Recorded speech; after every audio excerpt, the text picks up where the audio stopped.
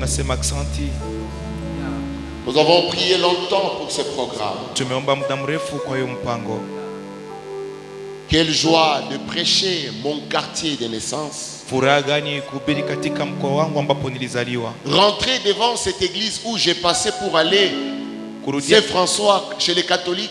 Kurudia katika hii kanisa ambapo nilikuwa napita wakati nilikuwa naenda kusema. À ce temps-là, je ne savais pas qu'un jour j'éteindrais le micro pour prêcher dans cette église. Wakati sikuwa najua kama siku moja nitachukua mic nikihubiri katika hii kanisa. Je me voyais prêtre. Nilikuwa najiona ningekuwa padiri. Avec une grosse croix sur la poitrine. Na msalaba kubwa kwenye kifua. Je te connaissais pas, Seigneur. Sikuwa nakujua Bwana. Et je pensais te connaître. Na nilikuwa nafikiri kama nilikuwa nakujua. Mais à cause de ton plan, lakini sababu ya mpango wako, tu m'as ramené à toi. Ulinirudisha kwako. Tu m'as montré le chemin de la vérité. Ukanionyesha njia ya ukweli. C'est pourquoi je suis dans la joie. Ndio maana najazwa na furaha. Et je voudrais rester reconnaissant de toi. Nilitaka nibaki na utambuzi kwako. Merci Père. Asante Bwana. Parce que tu nous remplis encore ce matin. Kwani utafanya tena ambao unapenda. Et que tu veux nourrir ton peuple. C'est là qui nous suivent par internet. C'est là qui nous suivent à la radio. Mais c'est là aussi qui nous suivront après par la rediffusion. Ma prière est que tu sauves ceux qui ne sont pas sauvés. Et ma prière est que ceux-là qui te connaissent te servent. Au nom de Jésus. Amen. Amen. Je vous salue au nom de Jésus. Je dis je vous salue au nom de Jésus. Je ne me sens pas visiteur en ces lieux. Je me sens vraiment dans la maison. À partir de là, jusqu'ici, quand je regarde les visages, ce sont des visages que je connais. Beaucoup. Il y a des noms que je connais depuis que je suis en train de porter la culotte. Les noms comme le nom de Kalupa, c'est c'est des gens quand ils chantaient dans les deuils. Il y a quelqu'un qui est mort dans l'église. On appelle la chorale à chanter. Pour vérifier si Kalupa n'est pas là. Amen. Et on était en culotte, pieds nus. Amen. Amen. Et donc je vous connais, je suis vraiment votre enfant. Je ne vais pas parler. Excusez-moi pour le français, c'est parce que le fait d'aller plusieurs fois à l'extérieur, nous parlons plus français. Et ici, il y a ce qu'on appelle Taratib ou Yahapa. Pour ne pas tomber dans le piège, je préfère parler français et que quelqu'un parle dans les Swahili d'ici. Munisamee kusema mkifaransa kwani kutoka nje mara mingi hainiruhusu kusema kabisa mkiswahili na kwa kuheshimu taratibu ya kanisa inabidi niseme Kiswahili ili niheshimiwe. Beaucoup de personnes nous suivent par internet au niveau international. Na pia kuna watu wengi katika mataifa wanatufuata kwenye runinga. Et je suis dans la joie pour ça. Na niko na furaha sana kwa hiyo. Je salue maman Jetta de Ce sont des gens qui nous ont prêché la parole. Chaque fois quand ils me voyaient avec une croix, je vais devenir prêtre. Ils disent, ouais, au pasteur, ouais, et quand je passais avec la croix, il me disait, toi tu es un pasteur, tu serviras Dieu. Amen. Amen. Je suis dans la joie d'être là. Amen. Amen. Ma grande reconnaissance est beaucoup plus pour le pasteur. Un homme que je respecte beaucoup. Et en lui, je vois toujours des onctions qui parlent. Naona upako mbili ambayo inasema des onctions. Upako mbili. L'onction du vieux Mukwege. Upako ya vieux Mukwege. Et l'onction du vieux Kabonga. Na upako ya vieux Kabonga. Amen. Et quand je tremble parfois. Amen. Parce que il est aîné, mais il n'est plus aîné. Il est devenu maintenant notre papa. Parce que il est maintenant notre papa. Et je l'aime beaucoup. Il a un cœur pour le Seigneur. Il a une certaine sensibilité par rapport à la parole de Dieu, par rapport à l'œuvre de Dieu. Je vis la chaleur dans son cœur. Il est passionné de salut des âmes. Vous savez, beaucoup d'églises ne parlent plus de salut des âmes. Non. Si nous sommes 100, 300, 400, c'est des gens bien. Mais quand je parlais avec lui, je sentais qu'il veut. Moi, J'ai rêvé avoir une église comme l'église Sayuni. Lui, il a l'église Sayuni, mais il est en train de me parler de comment gagner les âmes, comment implanter les églises. Ça, c'est une grâce. Et je peux dire comme un prophète de Dieu, c'est quelqu'un qui va mener le réveil dans ces milieux. Je n'ai pas écouté un amen de ta part. Aide-moi à avoir un amen bien. Parce que le réveil, c'est la transformation de vie et le changement de vie. Ce n'est pas avoir de grandes églises bien remplies. Parce que nous pouvons avoir des grandes églises bien remplies, mais les âmes ne sont pas sauvées, les gens ne sont pas transformés, ça ne va rien dire au Seigneur. Le Seigneur va regarder la foule, mais il ne sera pas convaincu de ce que nous faisons.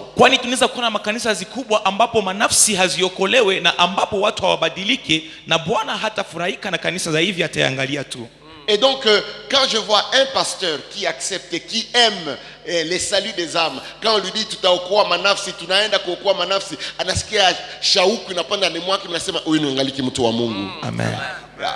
Et donc c'est ma joie d'être là avec vous. Mais nous avons reçu cela de notre papa le vieux.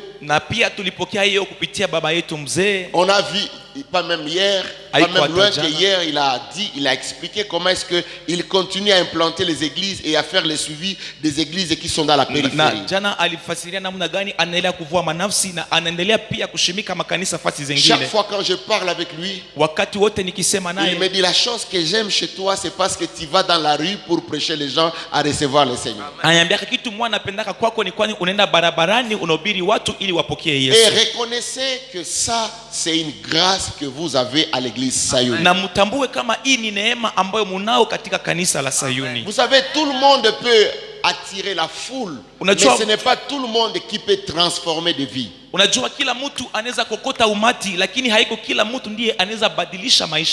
voulais reprendre cela calmement pour que vous puissiez le saisir. Même le diable peut attirer la foule,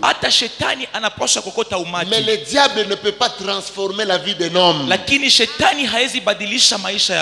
n'est pas toutes les églises qui sauvent les âmes. Et c'est pourquoi Dieu nous a mis à cœur de prêcher et de rappeler à l'église que les mandats que nous avons, ce n'est pas d'abord de prêcher les millionnaires, les leaders, l'opposition. Les mandats que nous avons, c'est de servir l'Éternel, former des disciples.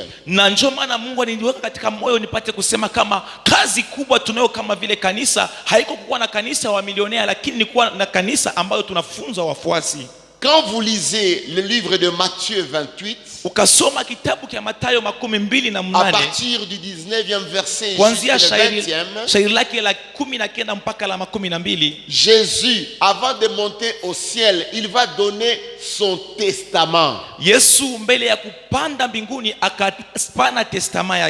Unajua huku kwetu tunakuwa sana na mzigo wa kuheshimu testament ya wazazi. Kama mzazi anakufa, anasema nikikufa mutafanya hivi mutafanya hivi. Testament, ça devient comme la dernière volonté d'un parent avant sa mort. Inakuwa kama vile mapenzi ya mwisho ya mzazi mbele ya kifo chake, hiyo testament. On peut oublier tout ce qu'il a dit de son vivant. Mais un enfant qui oublie le testament de son papa, c'est un enfant qui fait sa propre volonté. Et s'il fait sa propre volonté, c'est un rebelle. Testament ya baba yake ni kusema ni mtoto ambaye anakatala mapenzi ya baba yake na anapenda kufanya mapenzi yake, na hapo anakuwa mwasi. Et le testament que nous avons nous, na testamenti ambayo tuko nayo sisi, le testament que Jésus nous a donné, ambayo Yesu alitupatia, il a donné dans le livre de Matthieu, alipana katika kitabu cha Mathayo, il a donné dans le livre de Luc, alipana katika kitabu cha Luka, il a donné dans le livre de Marc, alitia katika kitabu cha Marko, il a donné dans le livre des Actes des Apôtres, na akaipana katika kitabu cha Matendo ya Mitume. Par exemple, dans Matthieu il dit, na mfano katika Mathayo anasema, avant qu'il ne monte au ciel, mbele apande mbinguni, il va dire aux disciples, akawaambia wafuasi, moi je vais au Père, mimi naenda kwa Baba, mais vous, lakini nyinyi allez Faites de toutes les nations les disciples. Mufanye mataifa yote wafuasi wangu. Baptisez-les au nom du Père, du Fils et du Muwabatize kwa Saint-Esprit. jina la Baba, la Mwana na Roho Mtakatifu. Enseignez-leur à observer tout ce que je vous ai prescrit. Na muwafundishe wapate kutembea kulingana na yote Et ambayo voici, niliwafundisha. je serai avec vous jusqu'à la fin des temps. Angalieni nitakuwa nanyi mpaka mwisho wa nyakati. Hii ndio testament balitupatia. C'est ça le testament que Christ nous a laissé. Amen. Amen. Amen. Amen. Nitakushangaza bakutuambia hata tufanye mapasta. Je vais t'étonner, on a pas même dit qu'on fait des pasteurs. Titre archibishop, bishop. Aujourd'hui les gens ont des titres archbishop, bishop. Kawaida normalement Mungu anachagua watumishi katika watoto wake. Dieu choisit les serviteurs parmi ses enfants. Ukikuwa mtumishi wa Mungu Si tu na deviens... ukikuwa mtoto wa Mungu, unakuwa mtumishi, unajiita wa Mungu lakini hauko wa Mungu. Si tu deviens serviteur et tu n'es pas enfant de Dieu, tu t'appelles serviteur et tu n'es pas de Dieu. La base, le fondement, c'est former des disciples identiques qui ressemblent à Jésus. Msingi ni kuwafunza wafuasi ambao wanafananishwa na Yesu. Il dit allez enseigner tout ce que je vous ai prescrit. Akasema nyendeni muwafundishe yote ambao niliwafundisha. Et moi je serai avec Nami vous. nitakuwa nanyi. Il dit allez vers toutes les nations jusqu'aux extrémités de la terre. Nyendeni katika mataifa popote katika ulimwengu. Plaise à Dieu. Imfurahishe Mungu. Et ici, hapa nous ayons des Chinois dans cette église. Tuko na Wachinois katika hii kanisa. Je n'ai pas écouté un amen de ta part. Sikusikia amina yako. Je unaweza kunipatia amen nzuri. Tu peux me donner un bon amen. Nous voulons avoir les Américains qui ne viennent Tunaweza pas kuwa na comme watu wa Amerika visiteurs, hapa. mais qui viennent prier avec nous. Hapana wageni lakini watu wanakia La omba nasi. MONUSCO est ici à Bukavu. Na hapa Bukavu MONUSCO iko hapa. Il y a les Pakistanais, les Kuko Indiens, les Américains. Kuko watu wa Amerika. Tous ces gens, ils ont besoin de devenir disciples de Jésus. Wale watu wote wako na lazima kuwa wafuasi wa Yesu. Et donc nous devons aller vers eux. Na nikusema inabidi Ne tuwaendee. faisons pas seulement une église de Bashi, de Barega, de Bandande, de Batete. La faisons Tusifanye tu une kanisa église ya Bamushi, qui Barega, touche Bandande. toutes les nations. Lakini tukuwe na Et kanisa qui inagusa touche mataifa yote. toutes les souches. Inagusa na makabila zote. Évitez de dire ça c'est l'église de Bashi. Epuka kusema hii ni Évitez kanisa ya de dire Bamushi. ça c'est l'église de Barega. Epuka kusema ni Évitez kanisa ya de Barega. dire, j'ai vu ça même à Goma. Niliona hata On Goma. dit si tu vas là-bas ça c'est l'église de Bahunde. Nasema ukaenda kule ni Si kanisa tu ya vas là-bas c'est Bahunde. l'église de Baluba. Ukaenda kule ni kanisa ya Et Baluba. même dans l'église on prêche en Chiluba. Na mukanisa wanahubiri Mais Mchiluba. quand vous prêchez en Chiluba dans votre église, Na hapa tunazungumzia Mchiluba. vous avez transformé votre église comme une église locale qui n'est pas une église qui est église internationale. Tamfanya kanisa inakuwa kanisa tu ya fasi mwana japo haiko kanisa ya mataifa. Je ne suis pas content. Tous ces gens ici peuvent venir comme ça, comme ça. Watu wote biko kuaneze Je me kana. rassure que je vous parle aussi. Je nijue kama niko nasema nanyi Et pia. donc nous devons travailler selon le mandat que Jésus nous a donné. Kusema inabidi tutumike kufuatana na kazi ambayo Yesu alitupatia. Malheureusement, Lakini kwa ole aujourd'hui, leo on ne forme plus les disciples. hatufunze wafuasi. Regardez ce qui se fait. Angalia ambayo inafanyika. Angalia, Regarde, niangalie. regarde-moi. Banasema pasteur mkubwa atakuja. On dit le grand révérend viendra. Kuna majina fulani fulani bakisema zilikuya watu wanajaa. Il y a des noms qui quand on dit que des personnes là vont venir, il y a des gens qui sont pleins. Na taratibu hainiruhusu kusema majina lakini mnajijua. Ya bakisema si on dit tel, watu wanakuja wengi. Les gens viennent nombreux. Sasa watu kuja wengi hawakuje sababu wanakuja kupokea Yesu. Les gens venir nombreux. Ni watu wanatoka mu makanisa zingine wanakuya sikia mahubiri ya ule mhubiri kulingana na muda atafundisha mahali hapa. Lakini haiko wa Kristo wapagani wanatoka katika maisha ya zambi wanakuja kanisani ndio kumpatia Yesu maisha. Sijui kama mmesikia tofauti. Ce sont des gens qui viennent de leurs églises, ils quittent leurs églises, ils viennent à l'église parce que ils viennent écouter la personne que vous avez invitée. Mais ce ne sont pas des pécheurs qui quittent le monde pour venir donner leur vie à Jésus. Kuko jina za batumishi ukiziita ukisema zilikuya Bukavu ziko kusayuni, makanisa zote hazitapata Bakristo. Bakristo wa makanisa bote batakuja kumsikia kwa sababu wanamjua, wanamuelewa. Sasa nyinyi mnawaza kama mumefanya mkutano mkubwa. Haikukuwa mkutano mkubwa kwa sababu watu walikuwa wengi, lakini waliookoka hawakukuwa wengi. Donc les gens viennent parce qu'ils viennent écouter seulement la personne que vous avez invitée. Les gens peuvent être nombreux et vous pouvez dire que nous avons vraiment réussi notre congrégation ou notre activité. Écrivez, mais ce sont des gens qui n'ont pas donné leur vie à Jésus. ça. Muyandike. Vous savez, c'est très facile de recruter les gens des autres églises. Mais ce n'est pas facile de sauver une âme, une personne. Une personne. Sawa pasteur Munongo minajua mimi nilikuwa msoko biko banamupiga. Tunalalamika tunasema anakufa maraba alikufa leo juu ya bwizi, juu ya bubandi, anakutana na neno la Mungu, anaacha dhambi, anaanza tumikia Mungu, anakuwa evangeliste. Hizi ushuhuda haziko tena siku hizi. Sababu gani? Kwa sababu watu hawana tena shauku ya kwenda kuwavua walio wakosefu na kuwaleta kwa Yesu. Donc c'est pas facile de sauver un âme pour le Seigneur. L'exemple de pasteur Munongo, on les voyait comment on les frappait au marché, comment on dirait il a volé, on dit il va mourir, il va faire ça. Mais quelqu'un part, il évangélise, il donne sa vie à Jésus. Aujourd'hui, cela ne se fait pas dans nos églises parce que les gens n'ont pas encore la soif d'aller gagner les âmes. Mes chers bien-aimés, Mungu hatufurahie, Mungu hana furaha na namna tunajikamata kama kanisa. Dieu n'est pas content. Dieu n'est pas content de la manière dont nous nous prenons comme église. Aujourd'hui, il y a beaucoup d'activités dans l'église et il n'y a pas d'activité à l'extérieur. Oh, la mission n'est pas dedans, la mission c'est à l'extérieur. Leo kuna mikutano mingi katika makanisa lakini hakuna mkutano nje ya kanisa, na japo kazi kubwa haiwezi fanyika katika kanisa lakini ni nje ya kanisa ndipo kazi kubwa. Vous allez trouver une église qui a 30 personnes. Utakutana kanisa iko na watu 13. Il a 17 pasteurs. Iko na wachungaji 17.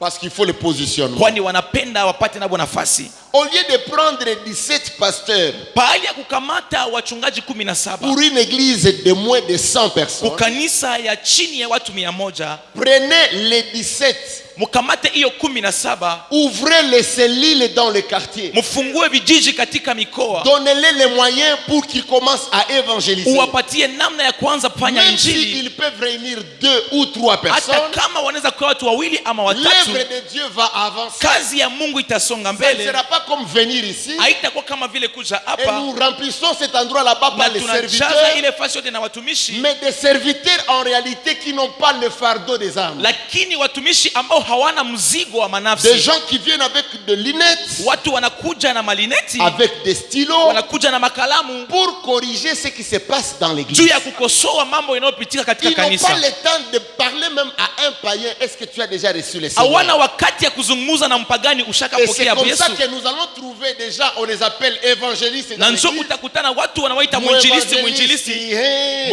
fulani, evangeliste Philippe, evangeliste Jacques, André, mwinjilisti Andrea. Wakati unazungumza na muevangeliste Andre, unamuuliza mwaka huu umewahubiri watu ngapi na wangapi wanakuja kanisani? Anakuambia ya mwisho nilihubiri mtu akuje kanisani kunapita miaka 3.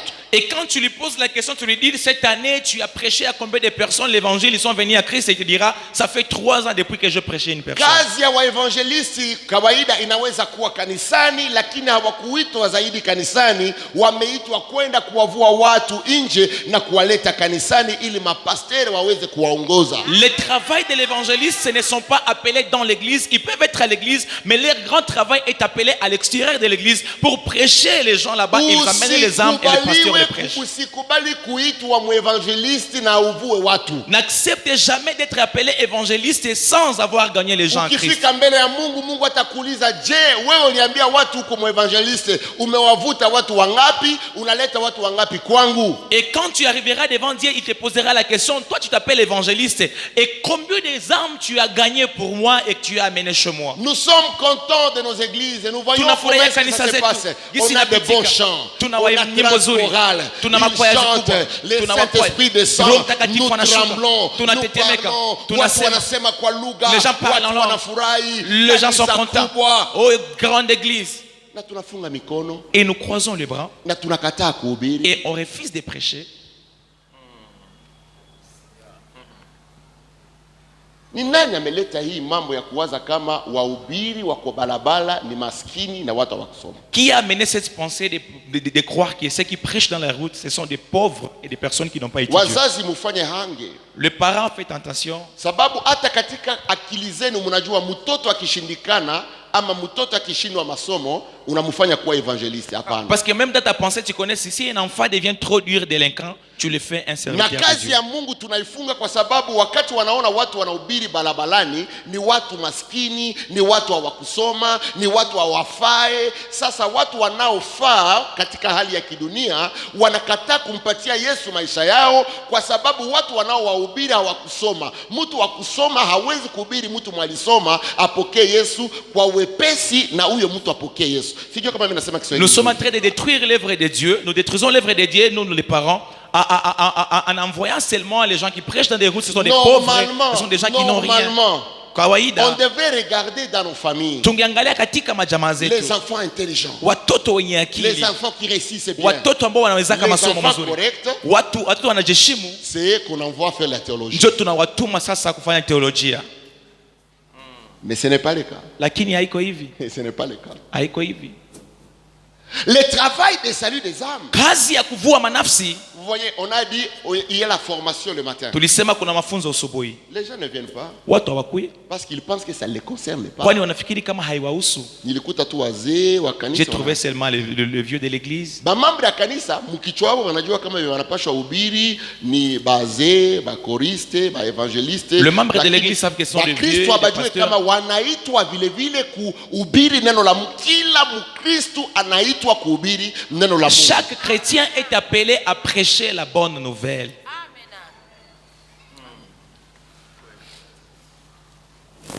Je naweza kulota pamoja na nyinyi? Je peux rêver avec vous. Mnanikubalia tulote pamoja? Rêvons ensemble. Ninaendelea kulota na kuambia Mungu hawa wazee wote wanakuja na magari kanisani. Je continue à rêver, dire tous ces vieux qui viennent avec des véhicules à l'église. Wakamate siku moja na magari zao kwenda kuhubiri barabarani. Qu'ils prennent un jour avec leur véhicule d'aller prêcher dans des routes. Sikio nasema amen. Amen. Tunafurahi unatupatia pesa, unatuunga mkono, nous sommes contents, tu donnes l'argent, tu nous fais le coup de main. Chukua gari yako. Mais c'est mieux de prendre ton véhicule. Na ndio kazi tutafanya siku ya posho. Et c'est ça le travail qu'on va faire les samedis. Ils m'ont fui les matins, je vais les trouver le soir. Parce qu'ils pensent qu'il y a les le soir, je vais parler avec les samedis. Ça ne sera pas les pasteurs seulement.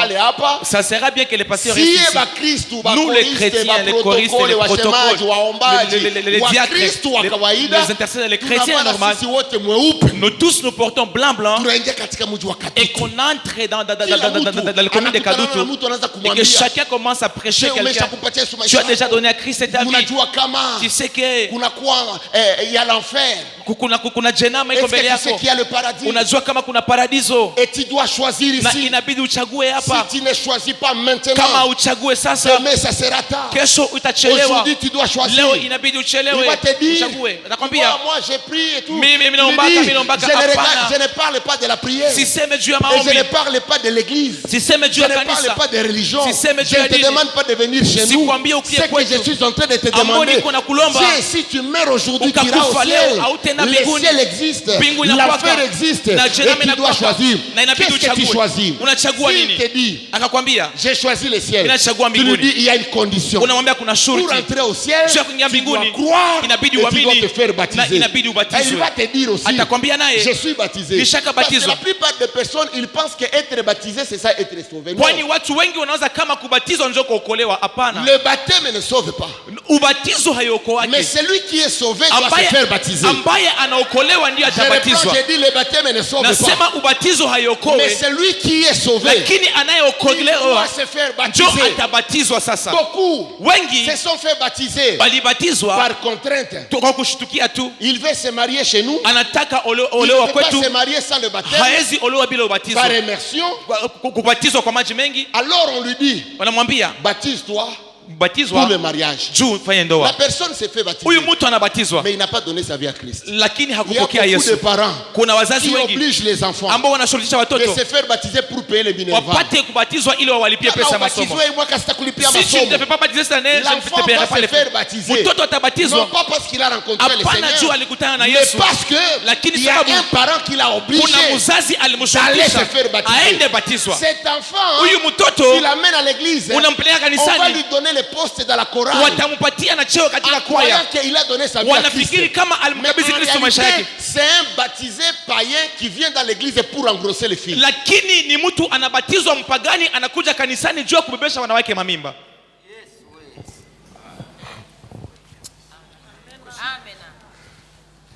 D'autres pensent wengine wanafikiri que le fait de naître dans une famille chrétienne fait de chrétiens. namna ya kuzaliwa katika jamaa ya Wakristo inamfanya Nous allons aller prêcher. tunaenda ubiri, On arrive là dans le marché. tunafika msoko, On arrive kupaza hapa tunapanda on arrive à paza hapa, moto. Unauliza mtu je umeokoka? Ah, tu es déjà chrétien? Atakwambia ndio. Il t'a dit oui. Tokea niko mtoto. Depuis que je suis enfant, je suis chrétien. Je suis né dans cette église chrétienne. Tout le monde commence là-bas. Moi, je suis né dans une église chrétienne. Naître dans une église chrétienne ne fait pas de toi un chrétien. Tu me dis pas amen. Je n'écoute pas ton amen.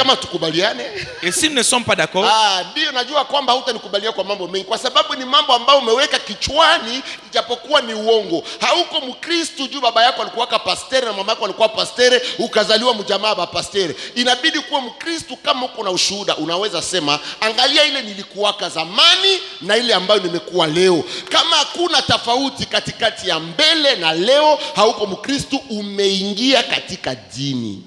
Et pour être chrétien, tu dois avoir une histoire, le passé et le futur. Tu peux dire comment j'étais ça et je suis devenu ça. Mais si tu n'as pas ça, tu es entré seulement dans la religion, tu as adhéré dans la religion. Alors, pendant cette formation, nous voulons aider chacun de vous à savoir comment convaincre quelqu'un à donner sa vie à Christ. Si je finis ce séminaire de 3 jours et que tu n'es pas à mesure au moins d'amener une personne au Seigneur le dimanche ou le samedi, j'aurais échoué ma mission. Ma mission à moi, c'est prendre le fardeau des âmes et l'inculquer dans ton cœur. Si hatukuitwa kwa mambo hayo. Nous ne sommes pas venus pour ces choses. Ninyi vijana mnakuwa na ujasiri, mnaweza enda barabarani. C'est vous les jeunes, vous avez la force, vous pouvez aller dans la route. Tuna makazi mingi. Nous avons beaucoup de travail. Unajua tunatumika asubuhi mpaka saa 8. Vous savez, nous travaillons depuis le matin jusqu'à 14h. Il n'y a pas le temps d'aller prêcher. Tunaweza kuwasaidia na mais nous pouvons vous aider avec l'argent. Tunaweza kuwasaidia na nous pouvons vous aider avec la prière. Vous allez. Mais vous allez. Hapana. Non. Kama umesema hivi umefungwa, inabidi ufunguliwe muda wa siku hizi. Si tu parles comme ça, tu es emprisonné, il faut que tu sois. Hawezi sema wengine wataenda utawaombea na utawapatia pesa. Hapana. Tu ne peux pas dire aux autres d'aller, tu vas donner l'argent. Ni wewe utaenda. Je viens te dire c'est toi qui dois partir. Na mimi nitaenda. Et moi je vais partir. Nous irons tous. Nous irons tous à la route. Que je sois ministre, que je sois député, que je sois le premier patron de Bukavu, que j'ai des véhicules, que je sois grand. Nous tous, les samedis, nous portons blanche. Les gens se posent la question sur de quelle personne. Et nous répondons à ça. Et sont les gens qui ont lavé leurs vêtements. Et si toi tu veux aussi laver ton vêtement, tes vêtements seront blancs. Et quand nous allons avec des vêtements blancs pour prêcher les gens, on les donne l'image du ciel. Parce que la Bible dit nous porterons les corps glorieux et nous devons porter les vêtements blancs. Tu ne peux pas parler de quelqu'un les histoires du ciel sans lui donner l'image du ciel. Voyez, nous tous. Nous sommes bien habillés.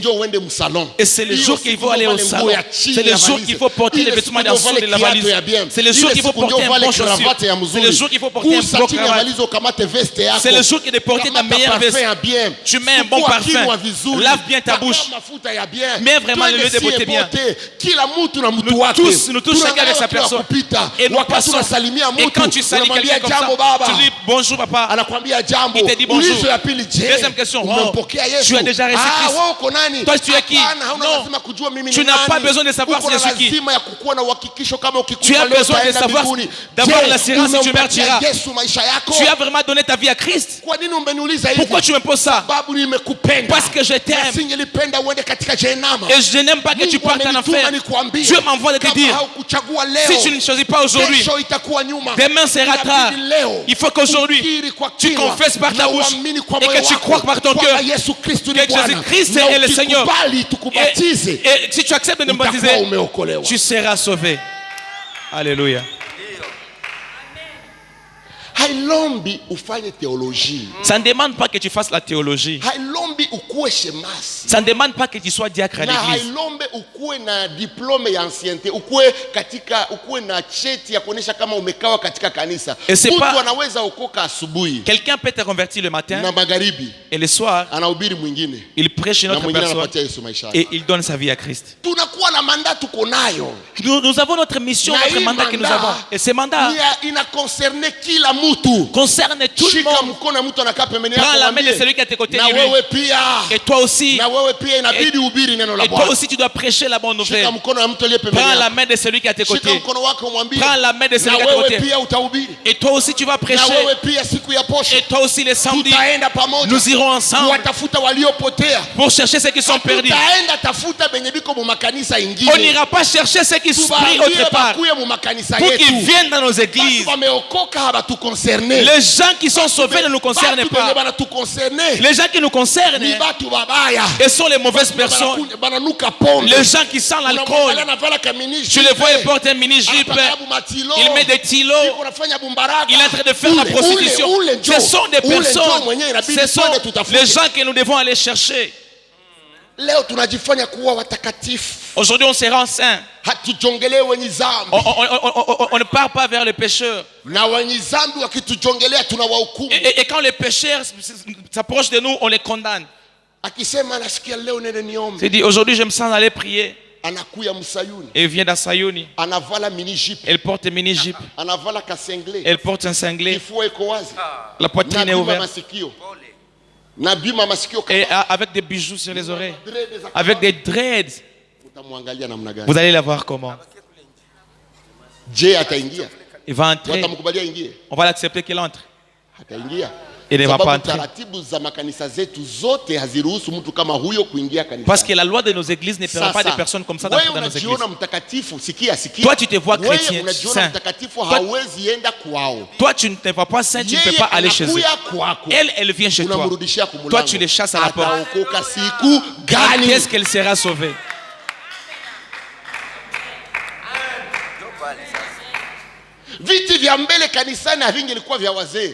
Le chaise de devant, ça sera les chaises de ces personnes-là. Les pécheurs là. Il vient et le sous. Il dit, quand il arrive, vous dites, ah Seigneur, merci. Tu nous envoies une personne que nous allons prêcher. Vous cherchez une bonne place. Vous le mettez là-bas. Avec ces alcools. Vous attendez. Vous l'accompagnez à la maison. Vous êtes avec lui. Il parle avec vous à la maison. Vous regardez là où il reste. Arrivez à la maison. Il lui dit, je suis croisé avec toi. Lui c'est un sola. Et je voulais le faire arriver à la maison pour qu'elle ne trouve pas un danger. Tu prends son numéro de téléphone. Tu prends son adresse. De mettre très tôt le matin. Parce que l'alcool va se terminer à 3h du matin. À 3h du matin, il n'y aura plus d'alcool dans sa tête. Bien. Papa Jacques est comment? Papa Jacques est quoi, papa? Toi, c'est qui tu le cherches? C'est moi qui l'ai amené hier. Papa Jacques. Je suis venu te dire que moi je t'aime. Et Dieu t'aime aussi. Mais il n'aime pas tes péchés. Et Dieu te demande de te laver. Je sais que toi-même tu as cherché comment laisser l'alcool, tu as échoué. Moi je ne peux pas t'aider à laisser. Et toi-même tu ne peux pas t'aider. Mais il y a quelqu'un qui rien n'est possible auprès de lui. Jésus-Christ de Nazareth, quand il parle lui-même, il est venu chercher des personnes comme toi. Ne te condamne pas. Ne te condamne pas.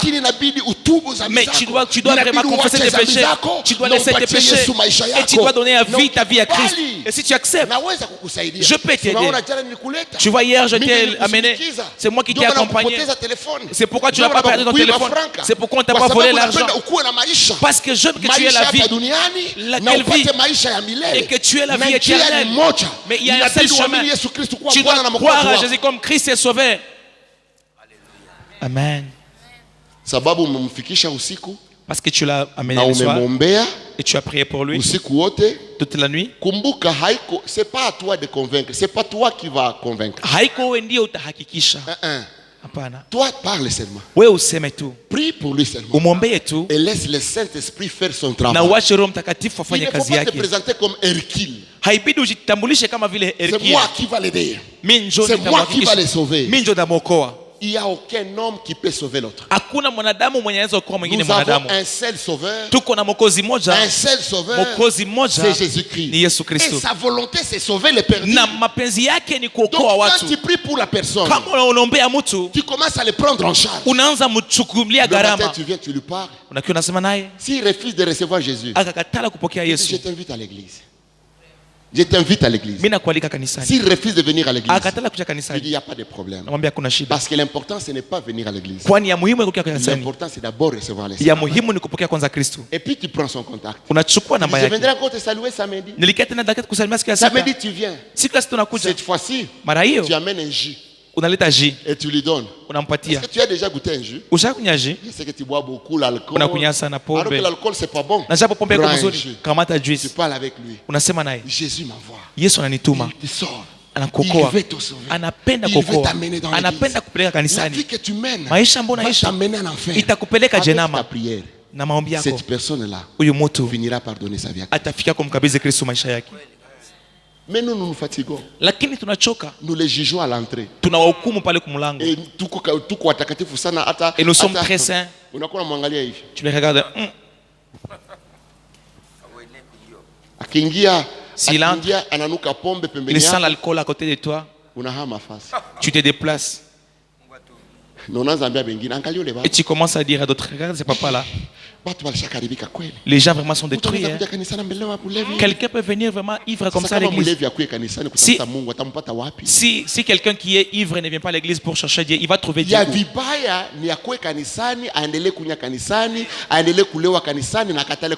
Les mal qui viennent à l'église,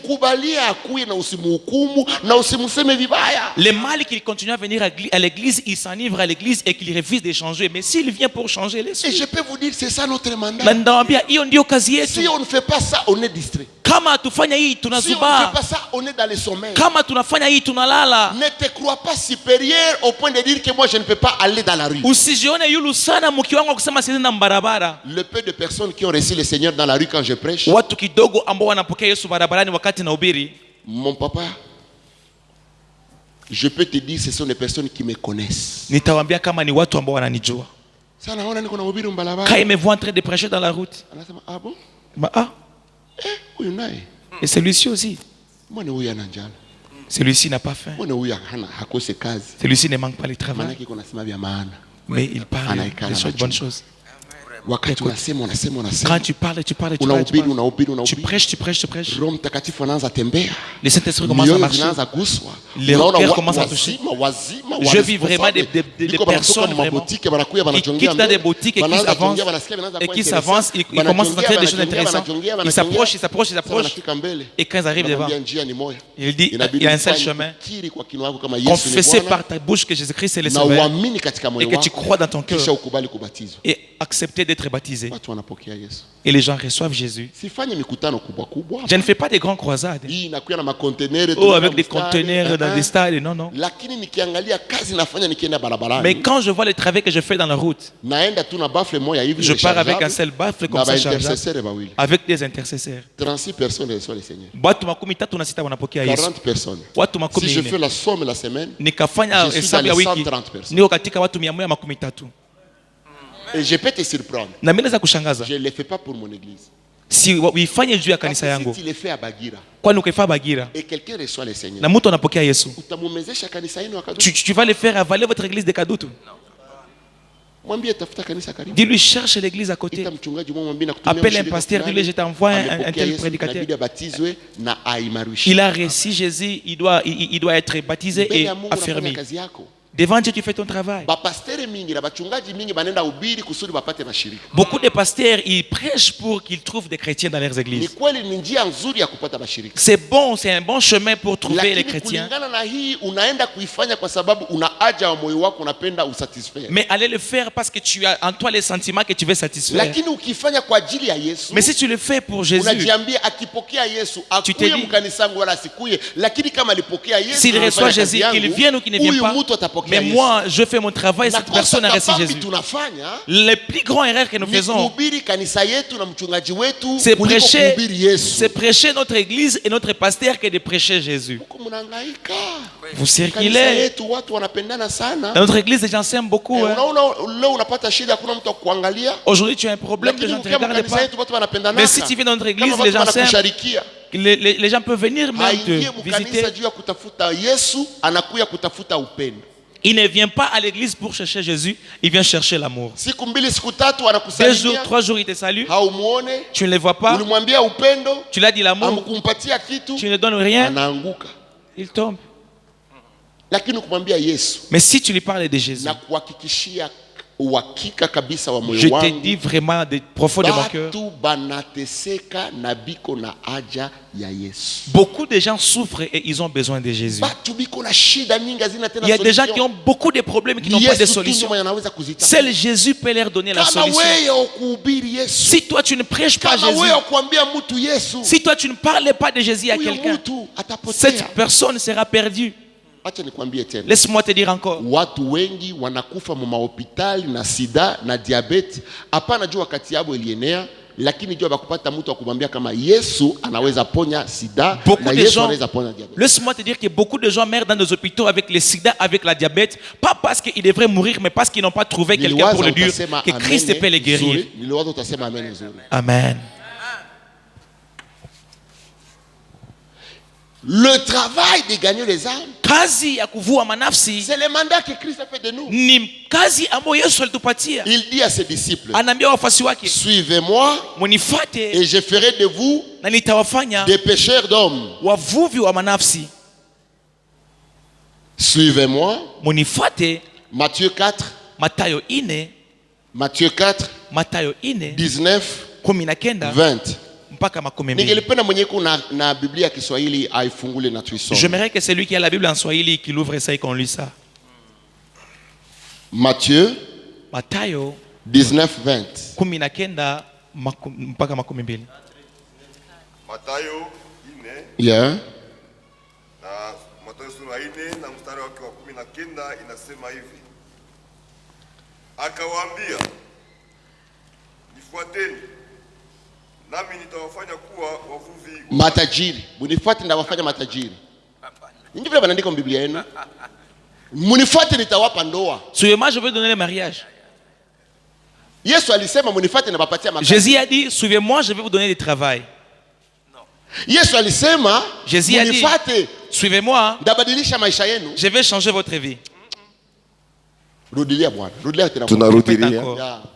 Mathayo sura 4 na mstari wa 19. Yeah. Akawaambia, nifuateni. Nami nitawafanya kuwa wavuvi wa watu. Lengo moja tu ya kumfuata Yesu, na kukubali aliko, ni kukubali kuwa gagneur d'âme. Le seul objectif de suivre Jésus et d'accepter son invitation, c'est d'accepter d'être gagneur d'âme. Sasa kusudi nabakia na dakika 15 nitasema kwa Kiswahili. Nashukuru mhubiri mtafsiri wangu, ndajikaza niseme kwa Kiswahili, lakini mtanihurumia nikisema Kiswahili haiko mzuri, mnichukulie. Hakuna shida. Mnanikubalia? Ndio. Yeah. Sina tena Kiswahili kabisa, kimepotea. Amen. Yeah. Yeah. Yesu anasema munifate na nitawafanya kuwa wavuvi wa watu. Lakini siye tunafata Yesu kusudi tupate position. Tunafata Yesu ili tuonekane na watu. Na kuhakikishia watu wengi wanaimba mkorale, haiko juu biko na shauku ya kuimba mkorale, lakini mkorale watu wote wanaweza muona. Unaisikia vizuri? Ni kwake iko na fardo, iko na hiyo mzigo ya kuonesha watu kama alishaka okoka. Na kwa kuonesha bien ifo ingie mkorani. Ukikuwa Mkristo unaingia kanisani kama haujue kuvua watu, kuokoa watu, na kuhakikishia kwamba unakuwa na lengo mbaya, unakuwa na haja mbaya. Kitu ya kwanza ambayo tuko nayo inatutuma kufuata Yesu ni kusudi atufanye kuwa wavivu wa watu. Devenir des gagneurs d'âme. Et l'après-midi, je vais parler aussi pourquoi est-ce que nous naissons de nouveau. Kwa nini tunaokoka mara ya pili? Jua nini tunapatia Yesu maisha yetu? Kwa nini? Utaona kama hata pale nako kunakuwa kutokuelewa vizuri. Watu wengi hawaelewi vizuri kwa nini tumeokoka. Hatukuokoka juu tupate vitu ya dunia. Hatukuokoka juu ya utajiri, hapana. Mungu haiko Mungu juu alijibu maombi yako. Hauniambia amen, sijui kwa nini. Mungu iko Mungu, ajibie maombi yako asijibie, ni Mungu tu, anabakia Mungu. So Mungu wake abutokane na kujibia so na kuokoka hauokoke juu upate vitu vya dunia.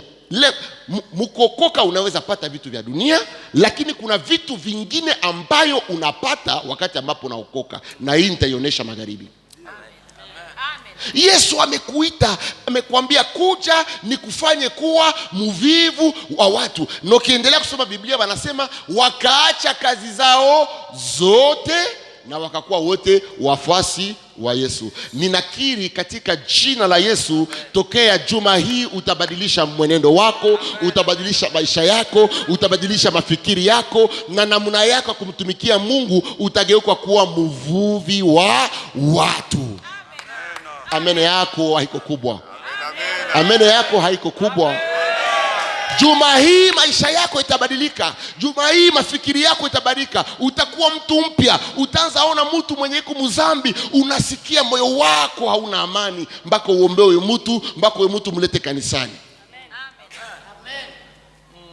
Munifuate, nitawafanya kuwa wavivu wa watu. Haiko vya kuwa milionea. Baba, mbona ulishanisahabu? Yesu ulishanisahabu. Yesu wangu limenitupilia. Unawabariki wengi, wameuza magari, wameuza manyumba. Uko wapi Mungu? Mbona mimi sione kitu? Haiko ndio ilituma na kuokoa. Manyumba na magari haiko ndio ilituma na kuokoa. Kazi haiko. Nasema ya kwamba amekuokoa na amekutafuta kusudi akufanye kuwa mvivu wa watu. Ukipenda kuwa pasteur, usianzie kuwa pasteur, anzia kuwa gagneur d'âme.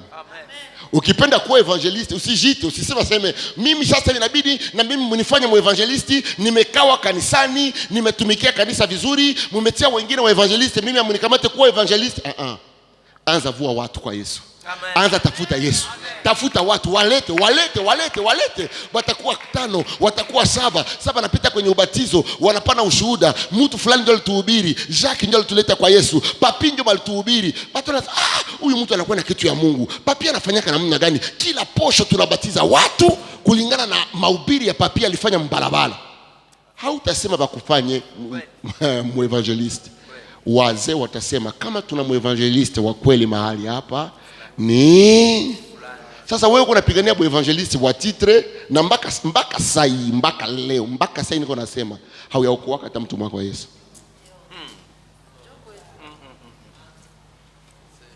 Mbona tulikuyaka na mwenzetu mkanisa huyo mzee pale, mimi mmemfanya kuwa mchungaji. Je, mimi siko mchungaji?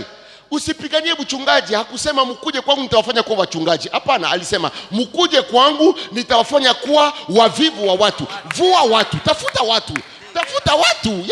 Na hii haikonserne tu bapastere, haikonserne kuvua watu. Haiko kazi ya bapastere, haiko kazi ya waevangeliste peke yao, haiko kazi ya wazee wa kanisa peke yao. Kuvua watu ni kazi la kanisa lote. Kanisa lote, wakubwa, wadogo, vijana, wa mama, wa baba, wa kaka, wa dada. Depuis tulianza kufanya marenyo za ba mama, depuis tulianza kufanya marenyo za ba jene, amuyachokaka. Kweli kabisa.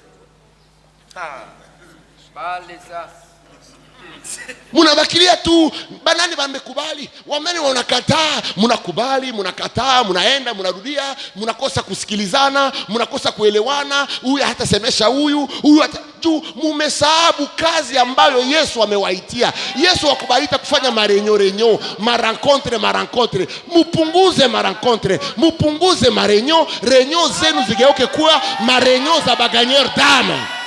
Asisikia amene kubwa. Ningelipenda nipokea amene kutoka kwako.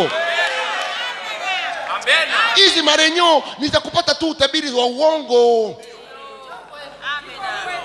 Watu wanatetemeka, anatema mate mengi, analalamika, anaruka, anashuka chini, anabashere. Utabiri ni wa kweli, ni kweli kabisa, ni taratibu, ni kibiblia kutabiri, lakini tusifanye maisha yetu ishimame tu kumatabiri. Na huyu ambaye anatabiri, je, eske ni gagneur d'âme? Tunafanya marenyo mengi. Marenyo tulianza zamani. Depuis mimi nazaliwa umeona Sayuni na kuwaka, ba mama wanaingia, wa baba wataingia, vijana wataingia, ni mkutano wa wazee. Hizi marenyo tuzitransforme. Tunakutanana pamoja, tunaomba pamoja, tunaenda mbalabala. Sasa tunarudia na watu 5, watu 10. Tunafungula, tunabatiza. Banaanza maimarisho. Wewe utaimarisha huyu, wewe utaimarisha huyu, wewe utaimarisha huyu. Biko batano, wewe utaimarisha huyu. Tafuta adresi ya kwake, tafuta kazi anafanyaka, angalia bibi yake, angalia watoto wake, uanze kubatembelea mpaka siku huyu mtu anakomala kiroho, kazi yako inaishi. Amen. Na mtaona probleme zitaisha. Na mtaona machuki zitaisha. Na mtaona ulozi utapunguka. Kawaida kuna tena vya kufanya. Hakuna. Mwote mlishaokoka. Na mwote mnasomaka Biblia. Na mwote mnajitoa. D'abord mama mingi wanaingia kanisani, banaimba mkorale, wengine ni waombaji, wengine ni vizuri deja kazi unafanya. Lakini kama uko tu mu niveau ya service mkanisa, haubiri nje, hauwezi ambia jirani wako wa pembeni, wa kushoto na wa kuume bakuye kanisani bakusindikize. Kama hawawezi kukufuata, acha kuimba. Maana yake hauna mfano mzuri.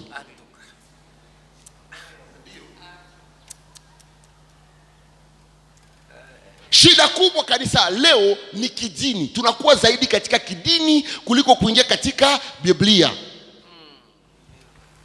Mtu akisahabu kuvaa kitambaa wanamsema. Ijapokuwa anaweza sahabu, kwa sababu kusahabu ni kibiblia. Je, angalia maisha yake. Huyu mtu alisahabu kitambaa, lakini je, ameacha dhambi? Kwa sababu wengine wanavala kitambaa wakiingia kanisani, wakifika pale je wanakitosha, wanakitia musake na wanaingia maisha yao ya dhambi ya kawaida. Taratibu yetu hapa ni kujikamata vizuri, kuheshimilisha kanisa la Mungu, kufunga vichwa vyetu, na ni vizuri. Lakini mimi nawaambia hii tumeishinda, tumeipata. Sisi wote tumekuwa na taratibu. Leo taratibu inabidi tuwe nayo, haiko tena ya kuchunguzana, kuangaliana huyu ni nani, ametoka wapi, ni kabila la gani, anajua kuimba wala ajue kuimba. Hata kama mwote mnakatala kuimba, tutatia CD itapiga. Mkikatala kuingia ba protokole, tutaandika kwa makaratasi pale, tunasema ukiingia kugosho, utoke kudroite. Kama unatafuta kunya pombe, tunapana sheria, tunaonesha sisi tunafanya. Watu wamefunzwa, watu biko responsable, watu biko eduke. Bila protokole, hata kama protokole haiko, kanisa itakuwa. Mbona uniambia amen? Amen. Useme amen zuri. Hata kama protokole haiko, kanisa itakuwa. Kama korale iko ni vizuri. Kama haiko, kanisa itakuwa. Tulianza ibada hapa na nyimbo ya wokovu ikatembea, na nikasikia Roho Mtakatifu anatafuta kushuka. Tungelikuwa na wakati tungienda na Roho Mtakatifu angetembea tena zaidi. So usijivune kusema mimi naimbaka mkorale, niko na kazi mimi nafanyaka, siwezi tena kuhubiri. Acha kuimba uanze kuhubiri, kwa sababu hauwezi kuimba kwenye viti viko wazi. Nasema vizuri Papa Kalupa. Hauwezi kuimba kwenye viti viko wazi. Uko na sauti nzuri na kubali. Unaimba vizuri, umefanya manyimbo mingi na kubali. Lakini kama watu wakusikie ile manyimbo hakuna mataisikia, usianzie kwa manyimbo, anzia kuhubiri watu. Hallelujah. Kuna watu wanawaza walishakaa mkanisa. Mimi natoa cha 10, natoa sadaka, na mimi nimba mkorali. Na kila ibada mimi nasharikia. Imetosha. Mambo ya kuingia kanisani unaingia kidanganaga. Ukiingia pale mkanisa watu wanaanza kuzoea, unakuwa na mashida. Ni shetani anakupatia ile injili. Bata kuzoea uko nani? Bata kuzoea uko na nini? Ndakuya nyuma ya watu yote, na ibada kiisha, sitachunga iishe, mimi naenda kusudi Unajua wale wambamo kuwajongelea zaidi wanaanza kusema jichunguze. Saa zingine shida ni wewe, saa zingine haiko wa mama. Saa zingine shida ni wewe, saa zingine haiko wengine. Ishi na wengine kama mtu wa Mungu. Tuone matunda ya Roho Mtakatifu ndani mwako, utaratibu, upendo, kufurahi. Usiwe mtu wa kuhuzunika. Unajua kuhuzunika, kukuwa maskini haikupatie ruhusa kukuwa na maisha ya huzuni. Bila rudilia. Kukuwa maskini haikupatie ruhusa ya kuwa na maisha ya huzuni. Katika matunda ya Roho Mtakatifu kuna furaha. Na kama uko maskini na uko na furaha, unatunda la Roho Mtakatifu, unashinda tajiri mwenye iko na uchungu na hana furaha. Sasa hivi vitu ni kukwambia ya kwamba ulisha programe kichwa wako kwa namna fulani.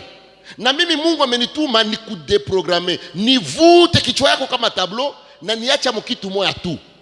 Nimeitwa na Mungu ili kuvua watu.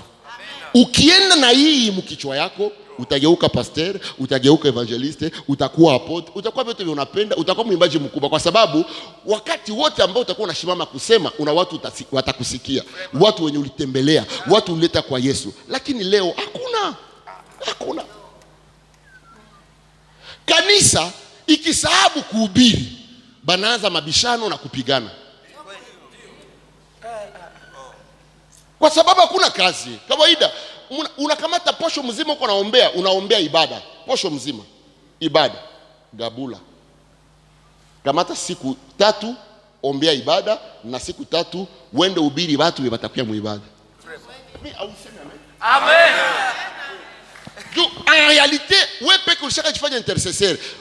Ile bu intercesseur yako haiko juu unapenda sana kuomba. Mimi juu ni kusudi bingine basikuiti. Bingine usibifanye. Mwenema tulisema tuenda kutembelea mama Safi, alifisha mume wake. Mimi nilikuwa mlimani, nilikuwa na kipindi cha maombi, unajua. Sasa hii kipindi yako ya maombi, hauwezi kuwa na maisha yote kwa kipindi ya maombi. Ukuwe usina wakati ya watu wengine, kuwa na wakati ya mke wako, kuwa na wakati ya watoto wako, kuwa na wakati ya jamaa yako, ukuwe na wakati ya kuhubiri. Biblia inasema tuombe bila kuchoka. Hawakukwambia wewe peke, bali tuambia sie bote. So sie bote tunabidi kuomba. Amen. Kuna maombi mengi Mungu hasikie kwa sababu uko na mulomba benye alishakafanya na benye alikuambia wewe ufanye. Mimi narudilia. Kuko maombi mingi Mungu ajibu sababu uko na mulomba benye alishakafanya na uko na mulomba benye alikuambia ufanye.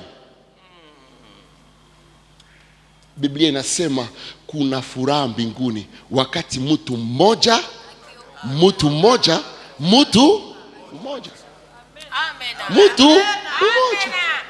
Furaha inaingia mbinguni. Ukileta furaha mbinguni, banakupatia kiti ya kwanza mbinguni. Amen.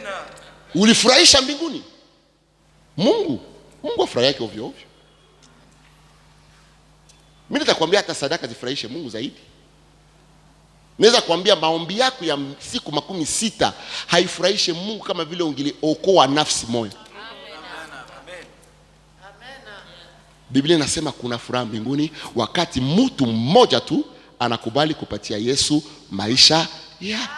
So, ukipenda furahisha Mungu, haiko kuimba kwanza. Kuimba saa zingine unajifurahisha mwenyewe. Ukipenda furahisha Mungu, haiko kuomba kwanza. Unaomba juu ya shida zako. Ukipenda furahisha Mungu, haiko kukia mkanisa kwanza.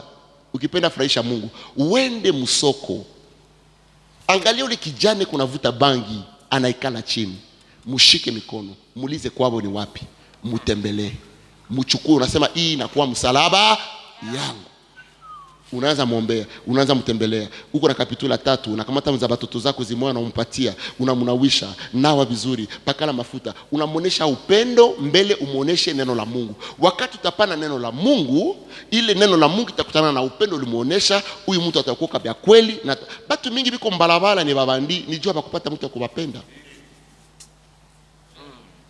So, hii siku 3 niko na mambo mengi sana ya kusema. Tujikaze, tukuye mbele. Leo tumechelewa sababu bisi ilikuja nyuma kutuchukua. Lakini kesho tutajikaza tukuwa hapa saa 3. Saa 3:30 tunaanza kawaida, kwa sababu nitaanza waonesha namuna gani unaweza fanya kusudi mtu apokee Yesu. Maneno gani kumwambia. strategy gani kufanya, njia gani kupitia, kwa nini inabidi uokoe watu. Kisha baadaye nitamwambia huyu mtu akishaokoka namna gani unaweza kumsaidia kusudi aimarishwe na aitike kubatizwa na kutumikia Mungu. Na kunakuwa module 7. Na hii 7 tutaiona msiku 3. Maana unaona kama iko vraiment marathon. Alors, tellement que c'est marathon, hii module ya kusema comment gagner les âmes, iko na objectif moja. Écrivez, tunaita kwetu tunaita le principe de 12 dans 12. Principe de 12 dans 12. Na ile principe inaitiwa hivi: kila mtu aokoe watu 12 mbele ya siku 12 ya mwezi wa 12. Kila mtu aokoe watu 12 mbele ya siku 12 ya mwezi wa 12. Kila mtu aokoe watu 12 mbele ya siku ya 12 ya mwezi wa 12. Sijue kanisa letu lote kwa ngapi? Estimation tu. Non, kanisa lote. Tu kama estimation 10,000, 7,000. Fanya 7,000 fois 12 ni ngapi? 7,000 fois 12 ni ngapi? Rapidement, ceux qui ont fait des études. 7,000 fois 12. Hein? 800? 84,000 na wazi. 84,000. Je, inawezekana haiwezekani? Inawezekana. Nauliza, je, inawezekana haiwezekani? Inawezekana. Mkichwa yetu tunawaza sio kanisa kabambi ya Bukavu. Ni vya kweli, lakini ambapo kanisa kabambi duniani. Wakati wanamwambia kuna mtu kuna kanisa 100,000 mambo. Haiko hadisi. Nilikuwa pale, mimi nilienda Nigeria nikiingia mkanisa ya mtu iko na biti binekana 15,000 muibada moja na anafanya ibada 4 kila siku ya Mungu. Basi ongeza nyingine 2. So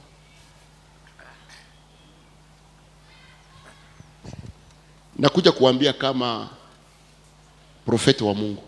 Na sasa ningependa mniangalie, msiandike tena.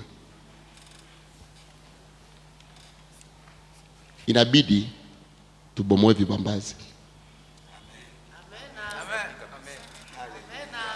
Amen yako haiko hainihakikisha. Inabidi tukomae sababu ni mapenzi ya Mungu watu wengi waokoke siku za mwisho. Amen.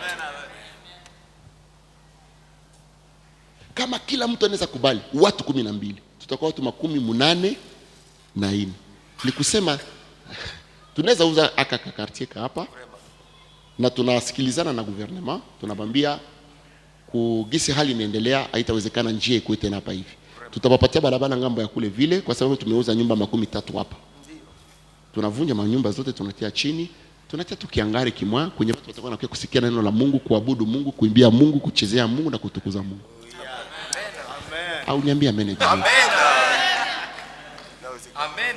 Siku mtajiambia kwamba mmekisha kuwa na kanisa nzuri inatoa ninafaa, tunakufa. Tutaanza kulana. Tutaanza bishana na kupigana. Tukikuwa watu 10,084 kusudi ukuwe gouverneur wa province, si yenye tutadecide. Au niambia amen. Amen. Tukikuwa watu 10,084 basoda bakikosa franka kubalipa au balimu, tutabalipa kama kanisa. Amen yako haina. Amen yako haina imani.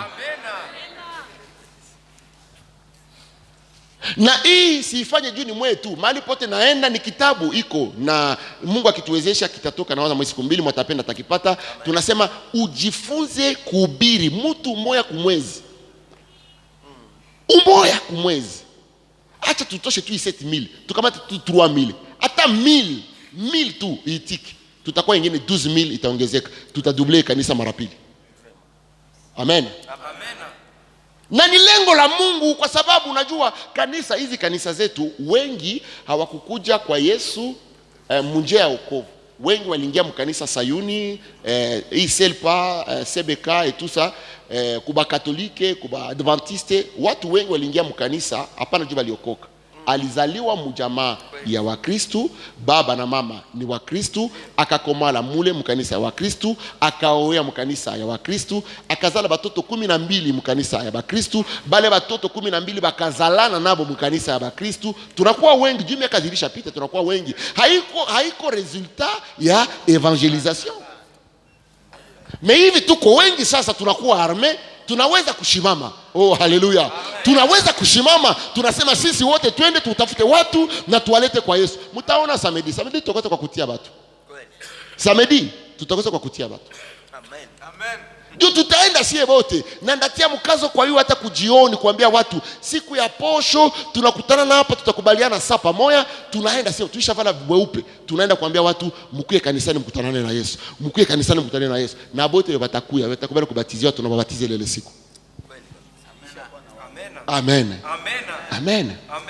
So hii principe inaonesha namna gani mataktiki, strategy, kama approcher mtu mwenye hajue Mungu. Hajue hayapata kumwambia Mungu.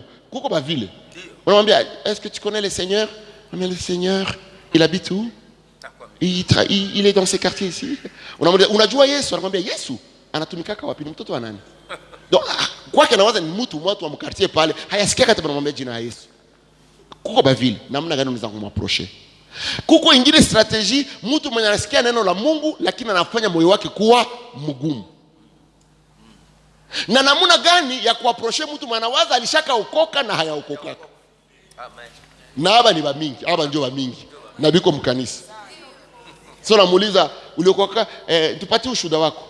Mimi nimezaliwa katika kanisa wa Kristo, katika jamaa wa Kristo, nikakomana kwa Ekodime, kisha nikaanza imba mkorali. Wewe ni mwimbaji mwenye kumtransite kwenda mjenama. Sababu kama haujakiri kwa kinwa na kuamini moyoni kama Yesu Kristo ni Bwana, wewe peke, hapana vya wazazi, vya baba, vya mama, wewe peke, kama huyaifanya hauyaokoka bado. So tutapana mafundisho, tutarukia lakini tutapana essentiel. Mwatapenda kupata kabisa mafundisho yote kwa kawaida, vitabu vitakuwa tayari, ataweza kusema na utampatia kitabu, itampermettre, itakuwa kama vile Biblia yako ya pili. Kwa sababu asubuhi unaikala unaangalia leo nitahubiri nani. Tutafundisha namna gani ufanye liste yako ya watu 12. Na ni kwepesi. Na ndio devoir tunatafuta kufanya sasa mbele ya kuachana. Utakamata karatasi unafanya liste ya watu 15. Watu 15, andika tu majina zote unajua. Unaziandika Eme papi, mama Furaha, mama Eme, mama Jackie, mama Buhendwa, Kakumulanda, unaandika majina zote 15. Kisha sasa mwele majina unaikala unasema, "Esko wewe anaishaokoka?" Alishaokoka ndio. Mimi naenda mkanisa, unamvuta. Unaangalia huyu, hapana huyu, hata matendo yake kunaonesha kama hayakutana na Yesu bia. Huyu ukimwambia hata vya kanisa anaweza kupiga. Huyu unakamata unafanya list ya watu 12. Ile list ya watu 12 unakamata saa moja kwa siku kubaombea. Unaanza kubaombea. Unabaombea. Siwe kama inasemenekana kama Kiswahili unabakalanga mu maombi.